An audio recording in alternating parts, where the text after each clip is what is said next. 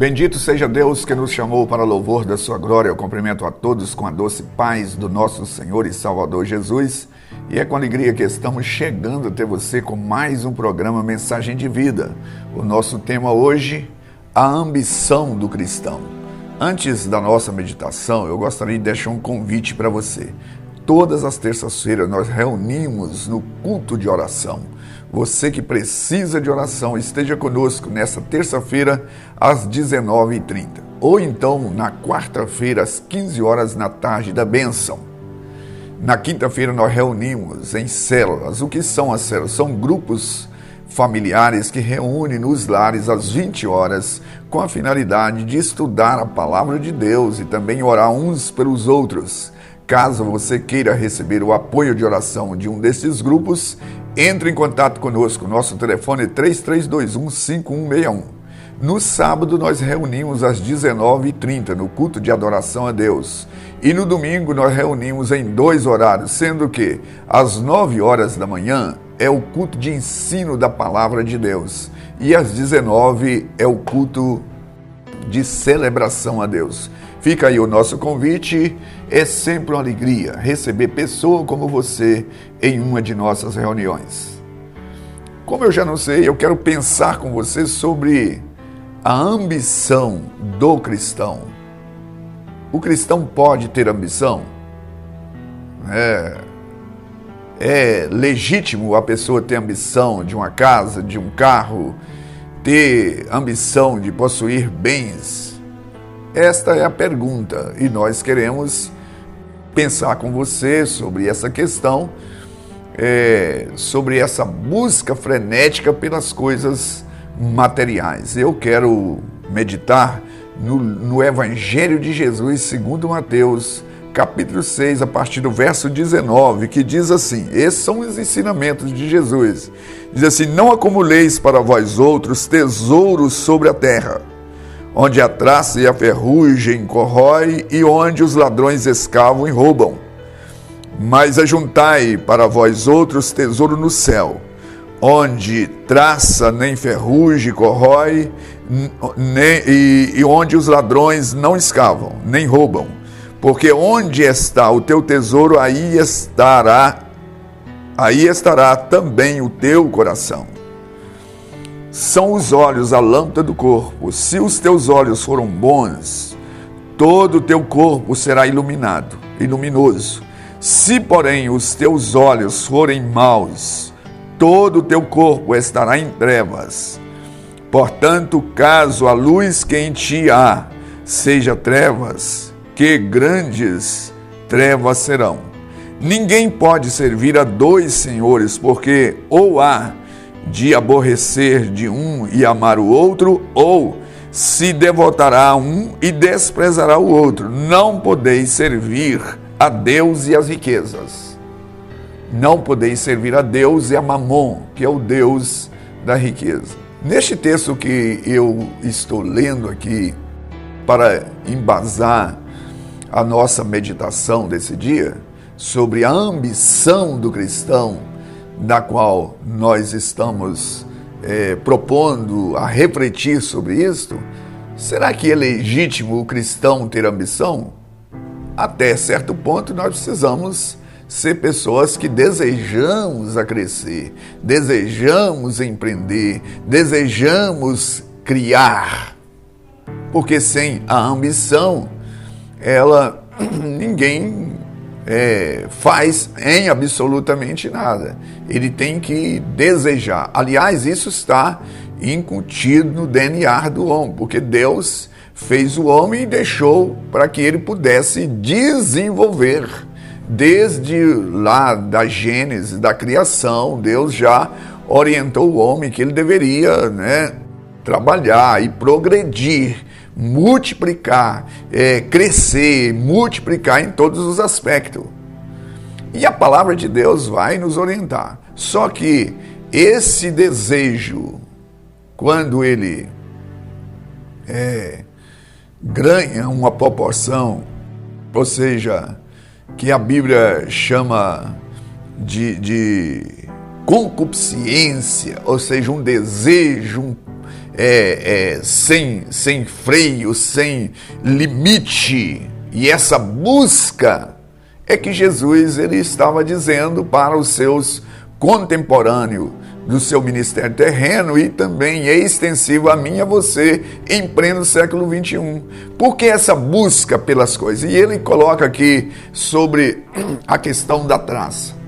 Naqueles tempos, as pessoas, na verdade, as vestes, né? Existiam as vestes, essas vestes orientais, elas caríssimas. Até hoje ainda existe vestes tão valiosas, tão preciosas. Mas naquele tempo eram vestes finas, vestes festivais e que as vestes palacianas. E aí ele estava dizendo para eles, olha, vocês trabalham tanto, investem tanto para adquirir essas vestes, e essas vestes a traça pode corroer, a traça pode destruir esse tesouro de vocês, né, que vocês têm como tão precioso. E ele fala sobre também os ladrões, ou melhor, sobre a ferrugem, que pode, fala sobre esse aspecto da oxidação, que desgasta as coisas de valor, um objeto, uma peça de ferro, e a ferrugem pode destruir. E outro aspecto que fala do ladrão, né, que, olha, por mais seguro que os tesouros, as joias, essas pedras preciosas, esses valores que vocês estão colocando num cofre seguro, os ladrões, eles podem roubar, eles podem minar, não há porta que possa deter. E Jesus fala assim, olha, vocês estão trabalhando com tanto afinco, com tanta presteza, com tanta diligência, com tanto cuidado, por coisas que são perecíveis. São coisas que são destrutivas, coisas que, na verdade, vocês não deveriam dar tanto valor. E ele prossegue dizendo, neste ensinamento, do qual eu quero pensar com você, porque diz assim, porque onde está o teu tesouro, aí estará também o teu coração, ou seja, aquilo que você coloca como prioridade na sua vida. Então essa ambição para adquirir essas coisas é porque o seu coração está focado nessas coisas. Então aquele que é seguidor de Cristo, ele deve ter outras prioridades, do qual ele fala no verso 33 deste mesmo capítulo, assim, buscai, pois, em primeiro lugar o reino de Deus e a sua justiça, e as demais coisas vos serão acrescentadas. Então, se aquelas pessoas que estavam numa demanda, né, a ponto de brigar com seu parente, porque uma das coisas que mais dá confusão entre parentes são as heranças. E às vezes não são coisas tão preciosas. E as brigas por causa de ninharia. Pessoas que brigam por causa de um cofrinho que o pai deixou, um relógio que o pai deixou, uma peça de roupa que a mamãe deixou. E aí a pessoa assim, mas tem um valor estimativo, né? Uma estima muito grande, uma relíquia, que isso veio do meu tataravô, do meu bisavô, né? O tretavô e etc. E a pessoa com estas ideias, e ela então está disposta até mesmo até romper com a relação com seu ente querido por causa dessas coisas. E aí Jesus ele diz assim, olha, não é por aí. Então, Jesus fala sobre colocar os olhos. E aí eu leio assim, se os olhos, são os olhos a lâmpada do corpo. Se os teus olhos forem bons, todo o seu corpo será iluminado. Se, porém, os teus olhos forem maus, todo o teu corpo estará em trevas. Portanto, caso a luz que em ti há seja treva, que grandes trevas serão. Jesus estava falando sobre a capacidade de visualizar, de ser seleto, a capacidade de saber o que é permanente e aquilo que é transitório, aquilo que se desfaz.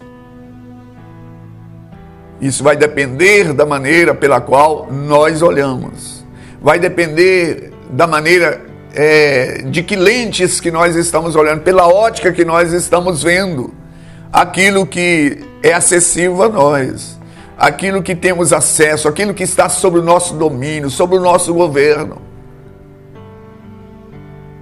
Então, seja casa, seja carro, seja chácara, seja fábrica, seja o que for, qual é o valor que nós estamos dando para isso? Qual a nossa ambição para essas coisas?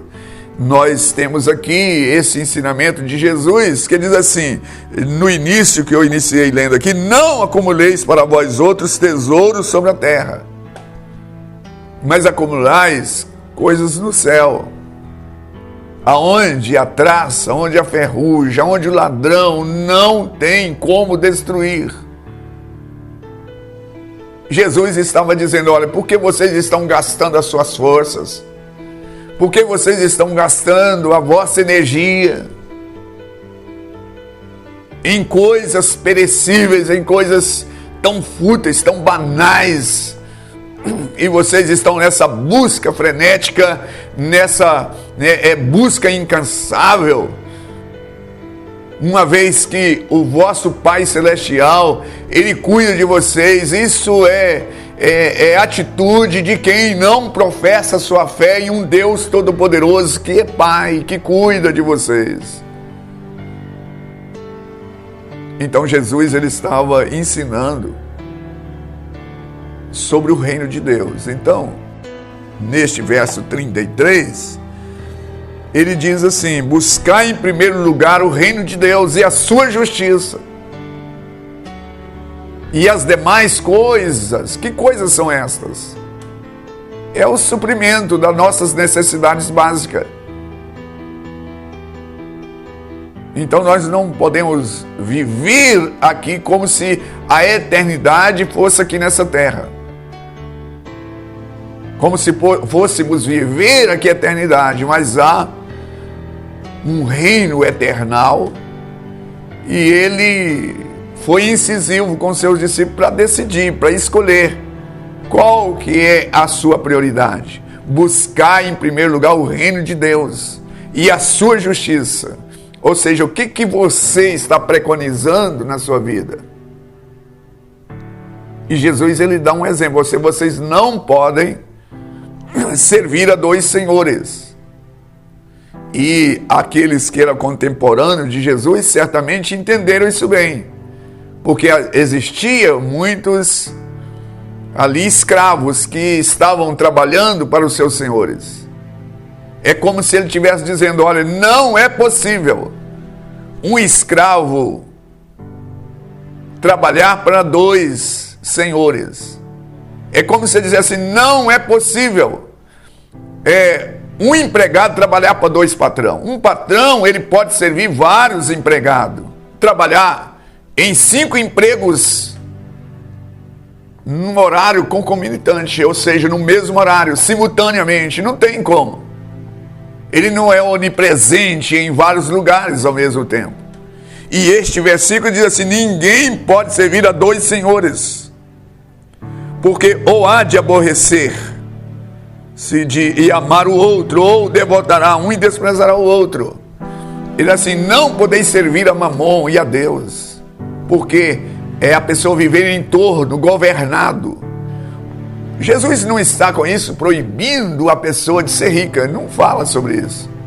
Mas a pessoa ser governado, ser dominado. O dinheiro é para ser dominado, não é o dinheiro dominar a pessoa. Por que as pessoas se vendem? Por que as pessoas fazem negociata? Por que elas fazem essas tramóias dos dias atuais? Jesus estava dizendo: olha, você que é seguidor de Deus, você que que propõe a me seguir, eu tenho um caminho diferente. Buscai o reino de Deus em primeiro lugar, a sua justiça, e estas coisas, ou seja, você terá o suprimento. Quem sabe você que está me assistindo tem estado tão preocupado, tão ansioso com as coisas, como vai ser o dia de amanhã, e ele diz assim: basta o mal de cada dia. E eu quero desafiar a você a pensar sobre isso e buscar a Deus. Quem sabe você não está tendo tempo para buscar a Deus, você sabe, se sobrar tempo. E quem é que te dá o tempo? Quem é que te dá saúde? Quem é que te dá força para adquirir os recursos? É Deus. Então você deve separar um tempo e não viver governado pelos seus negócios. Você que precisa governar, você que precisa dirigir, e não deixar que essas coisas dirijam você, porque essas coisas todas vão ficar. Os tesouros podem ser minados, mas há um tesouro eterno que você pode acumular riqueza no céu, através das suas obras, através da sua atitude, através da sua vida. Separar um tempo para devotar ao Deus eterno. Talvez você tenha devotado ao seu sítio, devotado à sua empresa, devotado aos bens aqui da terra. E você é convidado a devotar o seu tempo, devotar a sua vida ao eterno. Com essas palavras eu finalizo orando. Pai, em o nome daquele que nos ensinou a te chamar de Pai, em o nome de Jesus, nós pedimos a Ti, dai-nos entendimento, capacidade para desvencilhar as coisas materiais do espiritual.